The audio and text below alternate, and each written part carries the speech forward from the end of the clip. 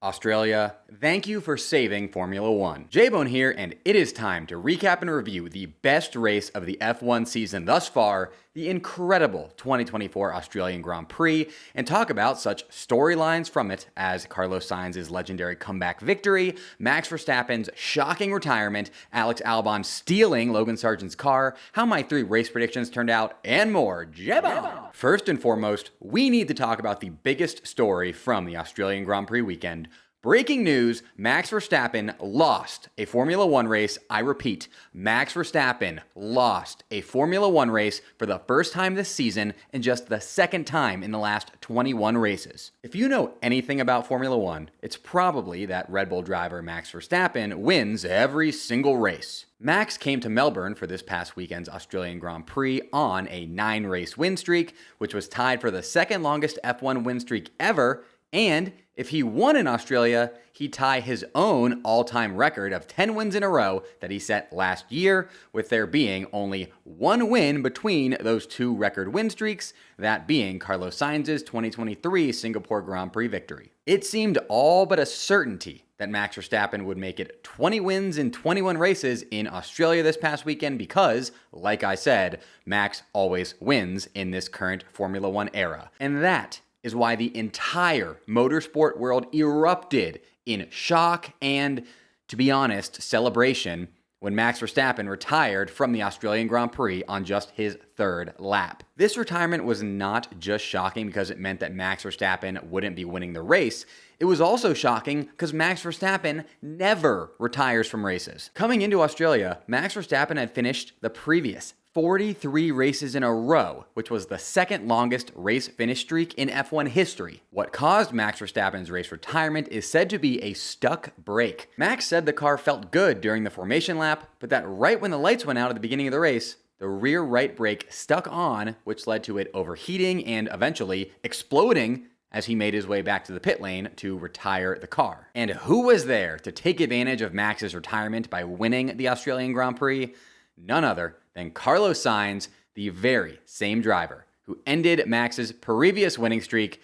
Man, I love Formula One. Oh yeah, and speaking of Carlos Sainz, one of the greatest sports comeback stories you'll ever see just took place at the Formula One Australian Grand Prix. Ferrari driver Carlos Sainz had a nice start to this F1 season when he finished on the podium in the season opener in Bahrain, but his hot start immediately came to an end when Sainz was diagnosed with appendicitis ahead of the following race in Saudi Arabia. This required emergency surgery and meant Sainz had to sit out the second race of the season, with his status for the 3rd race of the season in Australia then being up in the air depending on how his recovery went. Crucially, all of this could not have come at a worse time for Carlos Sainz. This is Sainz's last season as a Ferrari driver, as they recently signed Lewis Hamilton to replace him for next season. Because of this, Sainz does not currently have a job lined up for next season yet, something he's hoping to change before the end of this season by performing well during races, which obviously is not possible when you're too sick to drive. And to make matters worse, the reserve driver who replaced Sainz in Saudi Arabia, Ollie Bearman,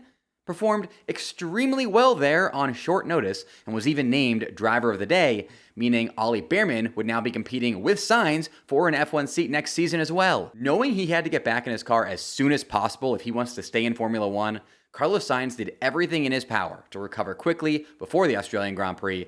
And fortunately for him, it was announced just before the race weekend that he would, in fact, be racing in Australia. But racing is one thing, being well enough to be competitive is another. This dude literally just had a major surgery 2 weeks prior. How competitive could he be? Well, I'll tell ya. Sainz qualified on the front row 3 spots ahead of his teammate Charles Leclerc, and then, during the Grand Prix, literally ran a completely flawless race before and after Max Verstappen's retirement due to brake explosion, and Sainz crossed the finish line in first place to take home one of the most heartwarming, feel-good victories F1 has ever seen just 16 days after laying in a hospital bed. Unreal. After the perseverance, skill, and heart we all just witnessed from Carlos Sainz, this man 100 billion% deserves an F1 seat at a top team for 2025, and I feel very confident he'll end up on either Aston Martin, Red Bull, or Mercedes next year, though I'm not sure how attractive that Mercedes seat looks right now after Mercedes scored a whopping 0 points in Australia. What an incredible story and proof that Carlos Sainz is indeed a smooth operator. In this day and age, anyone can sell products online. And if you're thinking about starting, you need to be using my partner, Shopify. Shopify is the best all-in-one commerce platform capable of handling your business's complexity, no matter how big you grow. Step up to Shopify and harness the best converting checkout and the same intuitive features, trusted apps, and powerful analytics used by the world's leading brands such as Ruggable and Allbirds, two great brands. Why spend time trying to build an online store with someone besides Shopify when Shopify stores convert the best? You really shouldn't.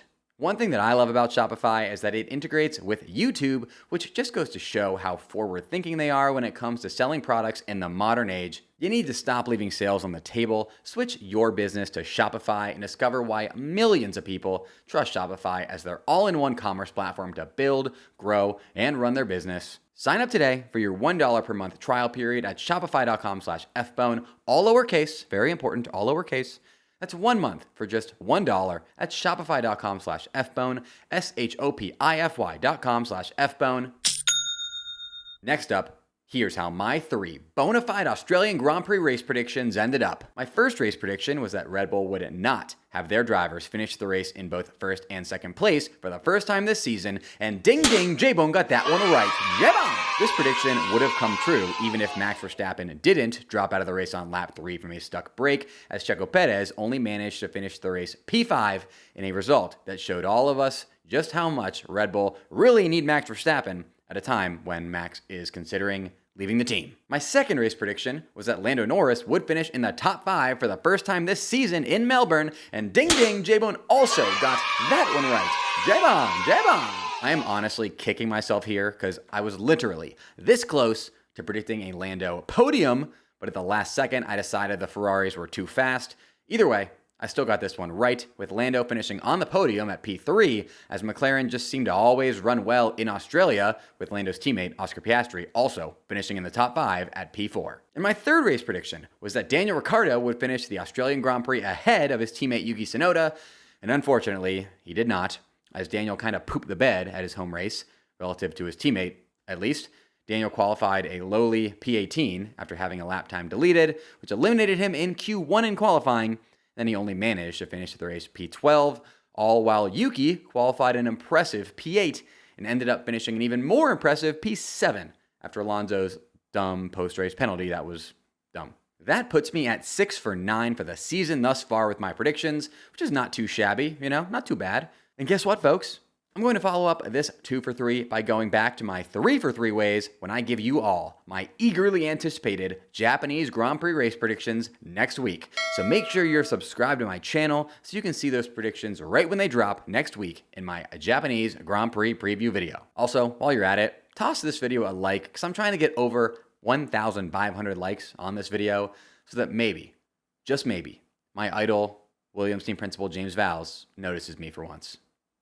Now, let's get you caught up on everything else you need to know from the storyline-filled Australian Grand Prix weekend. First, American Formula One driver Logan Sargent just had his F1 car stolen by his own team.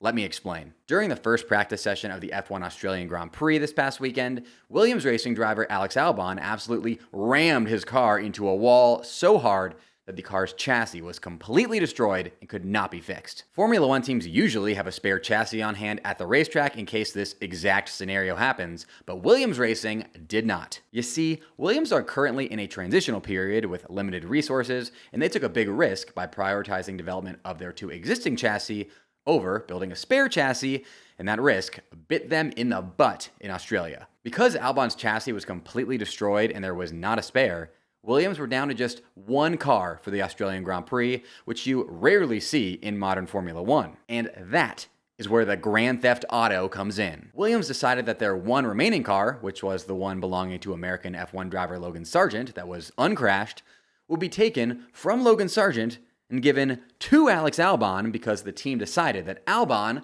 who is more experienced and has outperformed Logan the entire time they've been teammates, represented Williams' best chance at a points finish in Australia. Williams did not make this decision lightly, as they understood the negative impact this decision would have on Logan, namely that a kindergartner would tell you it's unfair, and that the team is demonstrating they don't trust him anywhere near as much as they trust Albon, despite Albon crashing and Logan not. But nonetheless, Williams made the decision. Logan described it as the hardest moment of his career, but because he is the ultimate team player, or because he was forced to. He watched as his own team stole his car from him and gave it to his teammate. Conspiracy theorists came up with a couple alternative explanations for Williams stealing Logan's car from him. The first is that Formula One hates America, which I kind of disagree with, considering the United States has more F1 races than any other country. The second is more believable, though, and that's that Williams gave Albon Logan's car because it was Albon's birthday this past weekend. Makes you think. Oh yeah.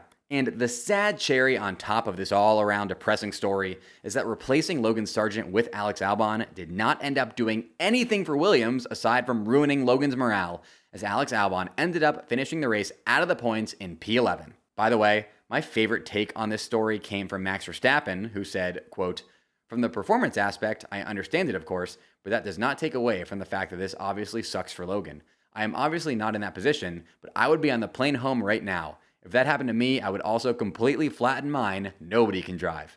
Classic Max. Next, McLaren F1 driver Lando Norris just set a new Formula One record that he really wishes he had not. Upon finishing in third place at the Australian Grand Prix and finding himself on the podium there, Lando Norris broke Nick Heidfeld's record that had stood since 2011 of achieving the most Formula One podium finishes without a race win. Heidfeld's record was 13 podium finishes without a win, and Lando just got his 14th in Australia. Hearing about this new record for Lando instantly brought me back to the 2021 Russian Grand Prix, which was hands down the most depressing race I've ever watched. It ended with Lando Norris leading the race and on course for his first ever win, deciding to stay out on slicks for track position when rain started falling at the end of the race, and then slipping and sliding his way down to P7 from what would have otherwise been a P1 result that would have made this record never belong to him. The good news for Lando is that I am very confident he'll get a race win soon,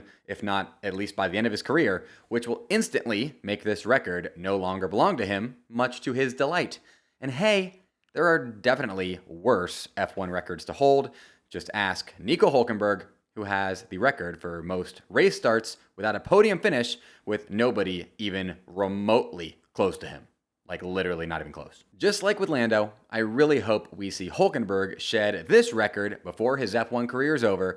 And you know, I think it just might happen. Next, I'd like to make an official announcement. I am here to report that my Hos Delusion Syndrome is back, baby! USA, USA, USA. In case you didn't follow me back in 2022, when Hos kicked off the 2022 season with a P5 result in Bahrain, Hos Delusion Syndrome is an unofficial medical condition where Hos F1 team gives you a little bit of hope with a decent result or two, which then leads to you deluding yourself into thinking they are actually good and capable of competing with the likes of Red Bull and Ferrari. And folks, after watching Hos finish in the points in back-to-back races and achieve a double points finish in Australia, I can proclaim that I, J-Bone, once again have Hos Delusion Syndrome, and I cannot wait to see where this takes me. Just think about this. Hos scored 0 points in Bahrain, 1 point in Saudi Arabia, and then 3 points in Australia. Following this trend, they're about to score 9 points in Japan at a minimum, folks, which is going to be awesome to watch, and I just can't wait. Surely this will end well, unlike every other time I've ever had Hos Delusion Syndrome in the past where it destroyed me. One thing I've been wondering ever since Hos just finished in the points in back-to-back races is how much of this success right now should be attributed to former Hos team principal Gunther Steiner versus current Hos team principal Ayao Komatsu. Did Steiner set Hos up for success this year before he was fired? Did Komatsu come in and clean up Steiner's mess, or is it somewhere between those two extremes? Let me know your thoughts on this intriguing question in the comments. Go comment right now. I want to know what you have to say. Go comment. Next up, did you hear about all the crazy Max Verstappen coincidences that just happened in Australia? There are 3 main ones, and the last one is wild. First, there's the coincidence that Max Verstappen retired from the 2022 Australian Grand Prix and then had a streak of 43 straight races without a retirement, only for the 2024 Australian Grand Prix to be the race to end that streak. Was this a coincidence, or is Australia still mad at Max for causing Daniel Ricciardo to leave Red Bull? Next, there's the coincidence that both of Max's last 2 losses have now occurred at the race immediately before the Japanese Grand Prix, with Max losing in Singapore last year right before Suzuka, and now in Australia this year right before Suzuka. Was this a coincidence, Or is Max just so excited to destroy everyone at Suzuka that he keeps getting ahead of himself? And last but certainly not least, the craziest coincidence that happened at the Australian Grand Prix is that Max Verstappen had issues which led to Carlos Sainz winning, Lando Norris on the podium, and George Russell crashing on the last lap, which is literally exactly what happened at the Singapore Grand Prix last year, meaning both of Max Verstappen's last 2 losses went down the exact same way. Was this a coincidence? Or is F1 scripted and the writers just got lazy and reused last year's Singapore Grand Prix script in Australia this year? People are wondering. Let me tell you about my sponsor, Freeze Pipe, available to those of you age 21 and up. Endorsed by the likes of Bert Kreischer and Joey Diaz, Freeze Pipe makes a unique line of products that cool smoke by over 300 degrees and allow you to experience icy smooth clouds without the throat burn, chest pain, or coughing attacks. Freeze Pipe's secret is freezable glycerin chambers that come on every piece. Pop one of these chambers in the freezer for 1 hour, and as smoke passes through, it's instantly chilled for a refreshing experience. Glycerin is a non-toxic gel that freezes quicker than water and stays frozen longer. It's like the old trick of adding ice cubes, except modernized. Freeze Pipe is truly the hottest and coldest way to indulge in 2024. It's also American-owned, priced affordably, and has free domestic shipping, so order today and start fighting fire with ice. Say goodbye to harsh smoke and coughing attacks by shopping the smoothest products at thefreezepipe.com and use code FBONE for 10% off your entire order. That's thefreezepipe.com and code FBONE for 10% off. Freeze Pipe does not condone the use of their product with illegal substances or by those under 21 years of age. Last but not least, here's your weekly Formula 2 update, and boy, it's a doozy because Formula 2 is hands down the most chaotic motorsport series on Earth at the moment. Here's why. Formula 2, or F2, is the development series right below Formula 1, and it's essentially the main breeding ground for future F1 drivers, meaning it is very competitive and can get quite chaotic. Just how chaotic? Well, we're only 3 rounds into the 14-round Formula 2 season, and an entire season's worth of chaos has already gone down. At the first race in Bahrain, the first pole sitter of the year, Kush Maini, had his pole position taken away when he was disqualified after qualifying due to a technical infringement. Gabriele Bortoleto inherited pole position, but then the boy from Barbados, Zane Maloney, won both the sprint and feature races, which is super rare and only happened once all of last season because the sprint race has a reverse grid. At the next round in Jeddah, Oliver Behrman was on pole, but then dropped out of the F2 weekend before either of the 2 races to move up to F1 and replace Carlos Sainz at Ferrari. Richard Verschoor won the sprint race, but then he was disqualified for a technical infringement and Dennis Hauger was given the win. Enzo Fittipaldi went on to win the feature race at the same circuit where he was badly injured back in 2021. And at the most recent round in Australia, Dennis Hauger was on pole but didn't win either the sprint race or feature race. Instead, Isaac Hadjar won the sprint race, but then he was disqualified for his role in a wild crash at race start, and Roman Stanek was given the win. With something to prove in the feature race though, Isaac Hadjar redeemed himself by going on to win and then not get disqualified. So we're 3 rounds into the F2 season and nobody has won from pole yet, with there also being 5 different winners through 6 races, and that is why you need to be watching F2, folks. Special shout out to my top YouTube channel members: Joe Max's #1 hitter Snow, Brian Linton, Daddy Fett, Wolfsloves Racing, and David Hake. Mash that join button just below this video to get your name shouted out right here in future videos, as well as a bunch of other awesome perks for less than $5 a month. I'll see you back here next week for my Japanese Grand Prix preview. Make sure you're subscribed so you get notified right when that preview goes live next week. Until next time, folks, J-Bomb! J-Bomb!